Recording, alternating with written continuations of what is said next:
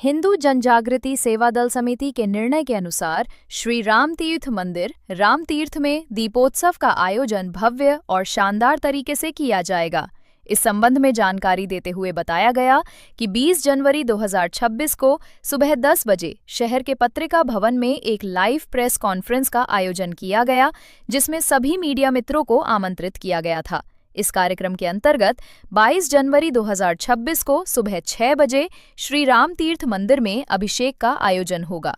इसके बाद दोपहर 1 बजे भक्तों के लिए अन्न प्रसाद वितरण किया जाएगा। शाम 5:30 बजे बाजा बाजंत्री एवं डोल्लू वाद्य यंत्रों के साथ संतों की भव्य शोभा यात्रा निकाली जाएगी, जो श्री राम तीर्थ मंदिर तक पहुंचेगी। इसके पश्चात मठाधीशों और प्रमुख अतिथियों के आशीर्वाद से एक धार्मिक सभा का आयोजन किया जाएगा। अंत में दीपोत्सव कार्यक्रम विधिपूर्वक संपन्न किया जाएगा। देश भर के सभी भक्तों से अनुरोध है कि वे अधिक से अधिक संख्या में इस पवित्र कार्यक्रम में भाग लें और इसे सफल बनाएं। इस अवसर पर मोस्ट रेवरेंड डॉक्टर अप्पाराव देवी मुत्या महाराज, श्रीनिवासर सरदागी, शरणैया स्वामी, बंगारा जड़े नीलकंठेश्वर हीरेमठ नीलूरा, सुभाष बीरदार भाजपा नेता, दयानंद पाटिल रैयत संघ राज्य अध्यक्ष, शशिकांत आर दीक्षित हिंदू जनजागृति सेवा दल राज्य उपाध्यक्ष, संजू पाटिल कृषि समाज सदस्य, बीडीएस पाटिल वरिष्ठ ग्राम नेता, शरणू महागांव गुट्टेदार, प्रभाकर कलशेट्टी, नागन्ना कोराली, यशवंतराव पाटिल, सीसी हीरेमठ एवं अन्य गणमान्य व्यक्ति उपस्थित रहे। ಭಾರತ ಮಾತೆಯಾದಂಥ ಮಹಾಶಕ್ತಿಗೆ ಅನಂತ ಭಕ್ತಿಯ ಪ್ರಣಾಮಗಳನ್ನು ಸಲ್ಲಿಸುತ್ತಾ, ಅದೇ ರೀತಿ ಕೊಲ್ಲಾಪುರದ ಮಹಾಲಕ್ಷ್ಮಿ ಸರಡಿಗೆ ಶಕ್ತಿಪೀಠದ ಮಹಾಮಾತೆಯನ್ನು ಕೂಡ ಅನಂತ ರೀತಿಯಿಂದ ದೀರ್ಘದಲ್ಲಿ ನಮಸ್ಕಾರಗಳನ್ನು ಸಲ್ಲಿಸುತ್ತಾ, ಇವತ್ತಿನ ದಿವಸ ಪತ್ರಿಕೆಯ ವರದಿಯ ಒಂದು ಹೇಳಿಕೆ ಕಲಬುರಗಿ ಮಹಾನಗರದಲ್ಲಿ ಇರತಕ್ಕಂಥ ಪ್ರತಿ ವರ್ಷದ ಪದ್ಧತಿಯಂತೆ ಸಂಪ್ರದಾಯದಂತೆ ಕೂಡ ಈ ವರ್ಷ ಕೂಡ ನಮ್ಮ ರಾಮತೀರ್ಥ ಇರತಕ್ಕಂಥ ಒಂದು ದೀಪೋತ್ಸವ ಕಾರ್ಯಕ್ರಮಕ್ಕೆ ಈ ಒಂದು ಪತ್ರಿಕೆ ಹೇಳಿಕೆಯನ್ನು ಕೊಡ್ತಾ ಇದ್ದೆವು।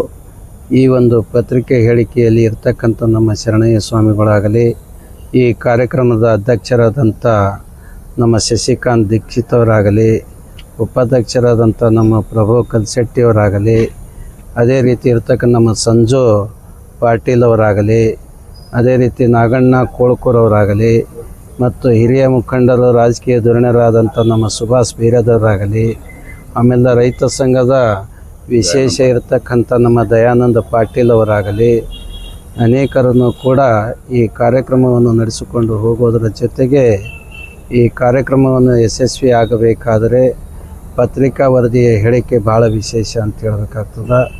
ಇಂಥ ಒಂದು ಪತ್ರಿಕಾ ಹೇಳಿಕೆದ ತಾವು ಕೂಡ ಪ್ರತಿಯೊಂದು ತಮ್ಮದೇ ಆದಂಥ ಒಂದು ಚಾಲನೆ ಏನಿರ್ತದೋ ಅಥವಾ ಒಂದು ಯೂಟ್ಯೂಬ್ ಏನಿರ್ತೋ, ಪತ್ರಿಕಾ ಮಾಧ್ಯಮ ಏನಿರ್ತದೋ ಅದರ ಮುಖಾಂತರ ಪ್ರತಿಯೊಂದು ಮನಮುಟ್ಟುವಂಥ ಒಂದು ಕೆಲಸ ತಾವು ಮಾಡಬೇಕು।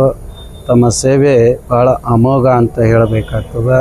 ಅದರ ಜೊತೆಗೆ ಆಳಂದ ಒಂದು ಚೆಕ್ ಪೋಸ್ಟ್ನಿಂದ ರಾಮತೀರ್ಥದವರಿಗೆ ನಡೀತಕ್ಕಂಥ ಅನೇಕ ಶರಣರ ಮಹಾತ್ಮರ ಶಿವಾಚಾರ್ಯ ಸ್ವಾಮಿಗಳ ಒಂದು ಮೆರವಣಿಗೆ ಮುಖಾಂತರ ಕೂಡ ಇಲ್ಲಿ ರಾಮತೀರ್ಥದವರಿಗೆ ಹೋಗ್ತದೆ। ಅಲ್ಲಿಂದ ಆ ರಾಮತೀರ್ಥದಲ್ಲಿ ಧರ್ಮಸಭೆಗಳು ನಡೆಯೋದ್ರ ಜೊತೆಗೆ ದೀಪೋತ್ಸವ ಕೂಡ ನಡೀತಾ ಇದೆ। ಇಂಥ ಒಂದು ದೀಪೋತ್ಸವಕ್ಕೂ ಕೂಡ ಎಲ್ಲರೂ ತನು ಮನ ಧನವನ್ನು ಸಲ್ಲಿಸಿ ಈ ಕಾರ್ಯಕ್ರಮ ಯಶಸ್ವಿ ಜೊತೆಗೆ ತಾವೆಲ್ಲ ಆಶೀರ್ವಾದ ಪಡೆಯುವಂತರಾಗಬೇಕು। ಆ ದಿನಾಂಕ 22/1/2026 ಗುರುವಾರ ಸಾಯಂಕಾಲ 6 ಗಂಟೆಗೆ ಈ ಕಾರ್ಯಕ್ರಮ ಇರ್ತದೆ। ಈ ಕಾರ್ಯಕ್ರಮ ಕೂಡ ನಾವು ಬರ್ತಾ ಇದ್ದೆವು ನಮ್ಮ ಶರಣಯ್ಯ ಸ್ವಾಮಿಗಳ ಜೊತೆಗೆ ಅನೇಕ ಹರಗುರು ಚರಮೂರ್ತಿಗಳು ಸಾಧು ಸಂತರು ಅವರಿವರು ಎನ್ನದೇ ಸರ್ವ ಸಮಾಜದವರು, ಇಲ್ಲಿ ಜಾತಿ ಭೇದ ವರ್ಣ ವರ್ಗ ಯಾವುದೇ ಇರಲಾರ್ದಂಥ ಒಂದು ಕಾರ್ಯಕ್ರಮ।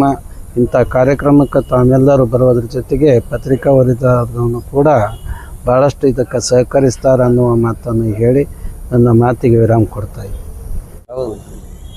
ಈಗಾಗಲೇ ಸರಡಿಗೆ ಅಪ್ಪ ಅವರು ಹೇಳಿದಾಗೆ ರಾಮತೀರ್ಥದಲ್ಲಿ ಪ್ರತಿ ವರ್ಷದಂತೆ ದೀಪೋತ್ಸವ ಕಾರ್ಯಕ್ರಮವನ್ನು ಅತಿ ವಿಜೃಂಭಣೆಯಿಂದ ನೆರವೇರಿಸಬೇಕು ಮತ್ತು ಇದರ ಉದ್ದೇಶ ಹಿಂದಿನಂತೆ ಏನು ದೇಶದಲ್ಲಿ ಅರಾಜಕತೆ ನಡೀತಾ ಇದೆ, ಆ ದೃಷ್ಟಿಕೋನವನ್ನು ಇಟ್ಕೊಂಡು ಹಿಂದುತ್ವವನ್ನು ಮತ್ತು ಹಿಂದೂ ಧರ್ಮವನ್ನು ಎಲ್ಲ ಸಮಾಜವನ್ನು ಒಂದುಗೂಡಿಸಿ ರಾಷ್ಟ್ರದ ಶಕ್ತಿಯನ್ನು ಗಟ್ಟಿಗೊಳಿಸಬೇಕು. ನರೇಂದ್ರ ಮೋದಿಯವರಿಗೆ ಬೆಂಬಲ ಕೊಡಬೇಕು, ಅವ್ರ ಜೊತೆ ನಿಲ್ಲಬೇಕು ಅಂತ ಈ ಉದ್ದೇಶದಿಂದ ಏನು ದೀಪೋತ್ಸವ ಕಾರ್ಯಕ್ರಮವನ್ನು ಹಮ್ಮಿಕೊಳ್ತಾ ಇದ್ದಾರೆ.